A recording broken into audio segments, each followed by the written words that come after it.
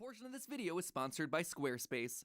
The Wither, the second boss of Minecraft. A haunting, floating nightmare that's eluded all explanation since its introduction back in 2017. The Ancient Builders, a civilization lost to history, their works brought to ruin, and their name eroded by time. The Warden, the newest threat to this world. A creature of blind rage engulfed in shadow. An unstoppable force fueled by souls and empowered by darkness.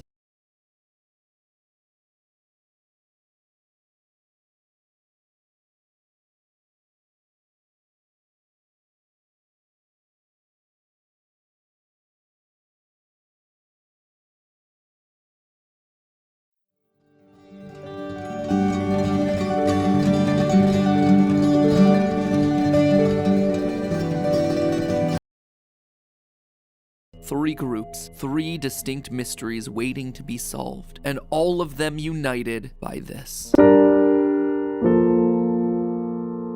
Hello, Internet! Welcome to Game Theory, the show that can't wait to hear you click that subscribe button.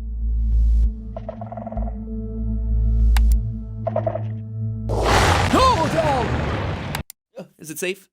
Are we okay? So, yeah, sorry about that. I kind of forgot the Warden was a thing. But can you blame me? The Warden was due to come out in the summer of 2021, but then the Deep Dark ended up getting removed from the update, which itself got split into two parts. Speaking of two parts, no, don't worry, this episode isn't a two-parter, but we do have ourselves a second Minecraft video happening today over on Food Theory. That's right, we got ourselves a Minecraft weekend, y'all. Well, here we're busy dissecting the latest additions from the Wild update. Over on Food Theory, we're talking all about the Dream SMP, which honestly doesn't sound very foodie, but then Dream decided to go and kill Tommy in it using a potato. And you know where there is murder to be had, we'll probably find a way to make a theory out of it. So head on over there for all your potato murder needs after you're done with this video, because first, we gotta finish talking about the Warden.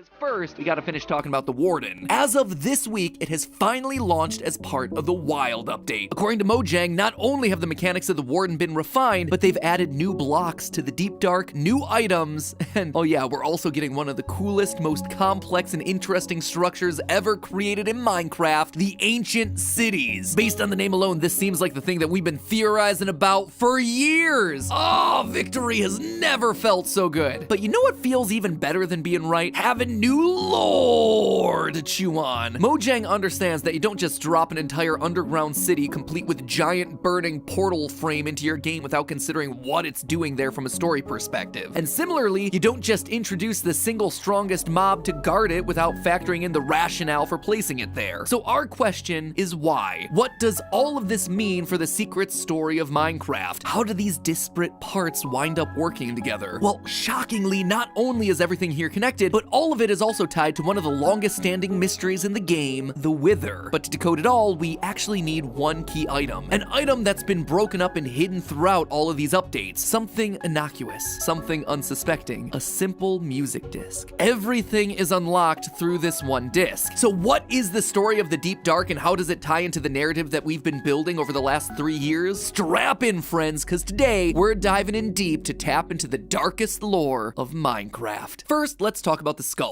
When the Skulk family of blocks was originally announced in 2020, we understood the basics. A Skulk sensor reacts to noise, and when it does, it alerts a fearsome monster known as the Warden to your exact location. 2 hits later, you dead, son. But now we have more details, and what we've learned is disturbing, to say the least. A new block called the Skulk Catalyst basically takes in energy to transform the blocks around it into other Skulk blocks. That's how this creature is able to spread, but it begs the question, what energy is it using to convert these regular blocks? Well, this ain't your grandma's moss blocks that you can just bone meal around, my friends. These things take something a bit more potent than that. The souls of the living. You see, if a mob dies within 8 blocks of the catalyst, the mob won't drop XP orbs. Instead, souls appear above the catalyst, at which point the Skulk spreads to new blocks. Remind me, where have we seen souls in relation to this update before? Oh yeah, the Warden. In the middle of its chest, we have what look to be the faces of 3 trapped souls. Now, in our last theory, we speculated that Wardens were created using a combination of Skulk and souls in order to protect the underground cities. However, I'm not so sure anymore. Back in 2020, we got this tweet from 1.19 developer Brandon Pierce, which says, quote, "You could definitely argue that the Skulk in general is sentient." Now, we just talked about how when a mob dies near the Skulk Catalyst, it creates new Skulk blocks. But it can also create a new block called the Skulk Shrieker. This block is the key, because not only does it have souls swirling around inside of it, thereby confirming that it's being created from the souls of the dead, but it also makes these sounds.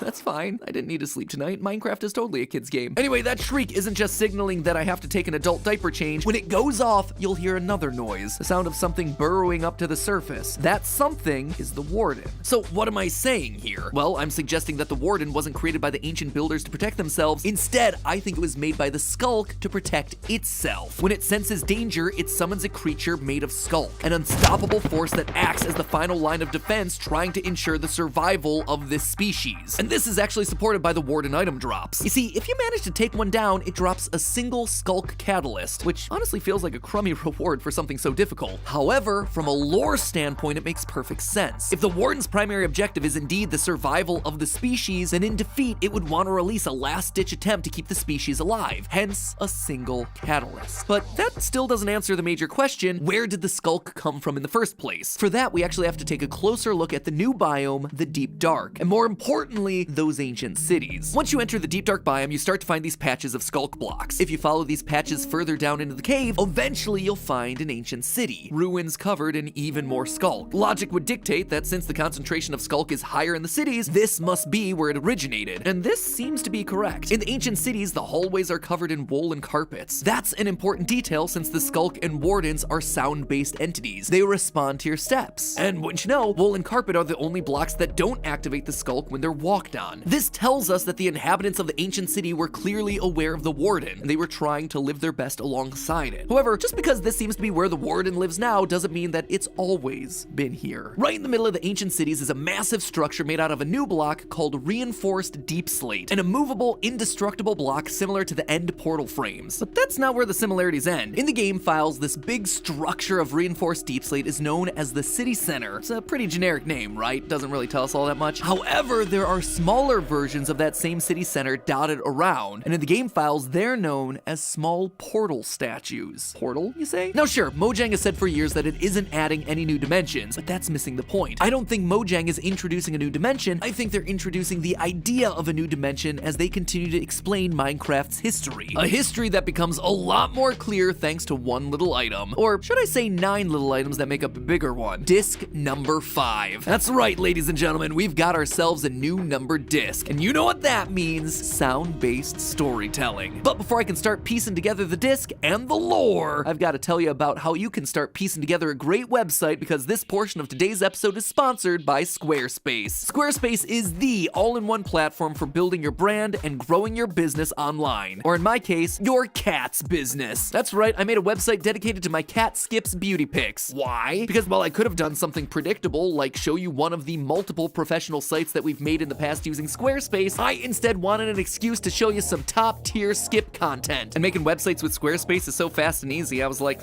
why not? So, true story, I've tried to make websites in the past and I could barely get one picture on the front page. And when I did, it was pixelated and weirdly sized and stayed oddly skewed to the right. It was a hot mess. My C++ was more like D-. But with Squarespace's editable templates, you can make a website that looks professional and amazing in minutes. No joke, you have to actively try to make them look bad. I mean, look, I'm practically designing Skip's new site in real time using their template as I talk to you. Look at him. How can you resist that sweet cuddly boy? Or hey, maybe you're trying to do something more important than turn your cat into the next feel-influencer. Yeah, it doesn't work as well as it should. Say you're a freelance artist trying to book commissions. Boom! Squarespace has an interactive booking system built in. Are you a professional looking for a new job and you want a place to showcase your resume? Done and done. Want to offer exclusive content to loyal members? Squarespace makes that sort of thing easy to implement. Also, note to self, only cat's section of Skip's site for the spiciest images, like sleeping and post-bath. So if you want to start building your perfect website using these incredible tools, then head on over to squarespace.com/MattPat. Or, you know the drill by now, just click the link in the top line of the description. Make sure you use the code MattPat, M-A-T-P-A-T, spelled the correct way, to save 10% on your first website or domain. Thanks again to Squarespace for sponsoring this part of the episode. Thank you for supporting Skip's modeling career. And now, back to our episode. As I alluded to, Disc 5 is actually split into 9 fragments which can be found in chests throughout the ancient city. But instead of delightful music, this one follows in the footsteps of Discs 11 and 13, a sound effect-driven track that's designed to tell us a story in order to fill out the lore of what's going on here. The track starts off with the classic sound of static, like you'd expect from an old record player, but it begins to ramp up into a loud rumble, which is then immediately cut off, followed by what appears to be the speed up of time.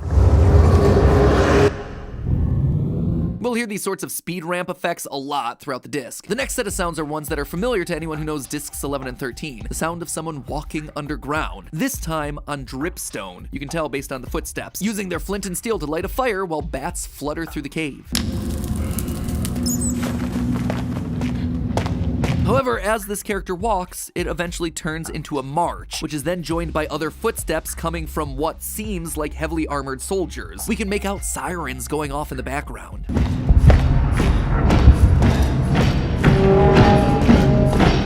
It all comes to an abrupt halt when something that sounds like a lever gets pulled. Now, I looked through a lot of Minecraft sounds, but there are a number of sounds in this track that I couldn't find exact matches for. Sounds like they've added extra sound effects to help build out the story. Like in this case, the sound of a lever is more like a switch being flicked, but in the track it feels much bigger, like a lever that's attached to a large mechanism. Cause following that sound, we hear some creaking and the sound of wind rushing in, like a huge door that's being opened. After this, we hear our character take a deep breath, only to then hear a monster shriek. So far, it feels relatively self-explanatory. The first person we hear walking is someone leading a charge or a group of soldiers, lighting a torch to help them walk underground. In the distance, we hear the warning sirens of a city blaring. They open the door in order to defend the city against something when suddenly, the disc has a weird break. We hear 23 seconds of just music. It's almost like different discs have been smashed together. It was in fragments after all. That would also probably explain all the time warping effects we hear throughout the track. Different chunks of the disc were recorded at different RPMs, which is why the audio is constantly warping and shifting. Anyway, when the music ends, we're back to the story. Bubbling lava can be heard, while more footsteps on dripstone move towards an amethyst. They break the block, and doing so seems to set off some sort of a cave-in. It's not really a sound I recognize, and the closest I could find were mood sounds from the nether wastelands, which would explain the lava, but not really the dripstone floor or the amethyst. After the cave-in, we hear screeches off in the distance. Screeches of what appear to be phantoms. Doesn't make a whole lot of sense underground. However, very shortly afterwards, we hear our character run quickly, and the terrain changes from dripstone to stone to dirt. Meaning that he's running relatively close to the surface. We hear the clanging of tools as they collect materials, coughing as they light fires to see. But he clearly sees something that causes him to run away quickly, only to then reveal another monster roar, which is again quickly distorted by the change of scene from the disc. Thuds are now heard in the background, explosions distorted by the cave system. Our character places down sand, scrapes a metal tool against a stony object, and finally a mechanical noise is heard, all while eerie voices whisper in the background, similar to that of the Soul Sand valleys. But the explosions are getting more frequent, until eventually one bursts into the area.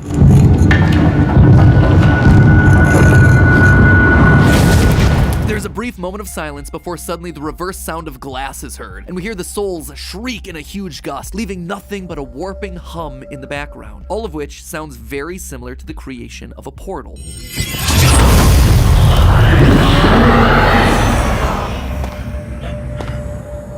In that moment, our character takes a few steps towards the portal. We know this because the sound gets louder, until he places down dirt blocks to help him reach it, where we are then met with the sound of a skulk sensor and the roar of a warden.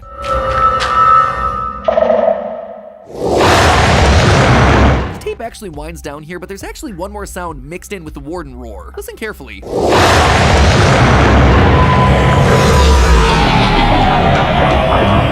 Did you catch it? The warden roars, and it's closely followed by a slowed down death sound from one very specific mob, the Wither.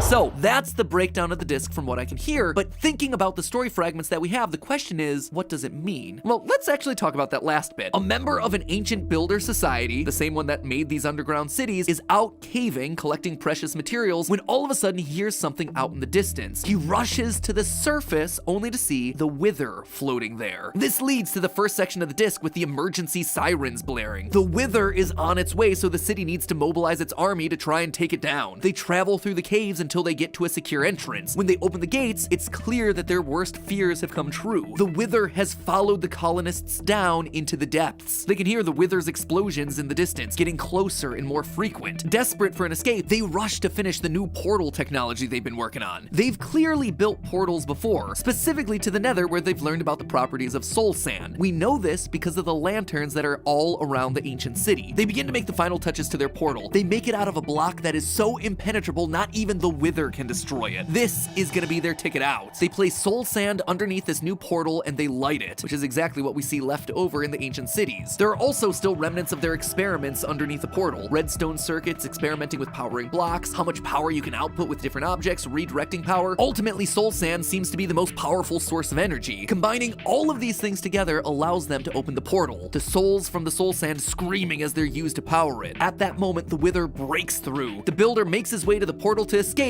but it's not what they expect. From the portal comes the Warden, who destroys the Wither, but also brings the Skulk into this world. And so that is the story of Disc 5, the origins of the Warden. It's not an experiment gone wrong, it's a desperate escape attempt to the wrong place, which brings with it a new and deadly invasive species, the Skulk. But the thing is, Disc 5 isn't the end of our story, because how did the ancient builders go from here all the way to the end? Well, it may be slightly more speculative, but hear me out. The Warden comes through the portal and kills the Wither. This wasn't the ancient builders' intent, but hey, worked out for them regardless. And so they worship the Warden as some kind of god. This is why there are candles all around the portal, along with the portal being shaped to look like the Warden. However, this blissful ignorance doesn't last forever. The ancient builders carry on with their lives, but doing so activates the new Skulk that's around, which eventually re-summons the Warden. The Warden then goes on to kill many ancient builders, spreading the Skulk further. Those that do manage to survive try what they can to remain in the city that they've built. They put down carpets and wool to make sure that they don't make sounds while walking around, but it's not enough. Even opening their chests sets the Skulk off, and so they're forced forced to leave the city. The few that remain decide, rather than building vast cities, to instead build one fortified fortress, the Stronghold, built with confusing hallways and winding staircases in order to give them the ability to outrun the Warden should the Skulk make its way to them. In these strongholds, they create the end portals and use them to escape from this unforgiving world, only to then get stuck on the other side. So there you have it, the origin of one of Minecraft's newest and most dangerous mobs. The Warden isn't a failed experiment, but rather an invasive species that came from another world. And while many are begging for a new dimension to be added to the game, Disc 5 serves as a warning of what happens when you open portals to mysterious new lands. If the Warden is what popped out last time, I fear what lies in wait should we open it again. But hey, that's just a theory. A game theory. Thanks for watching.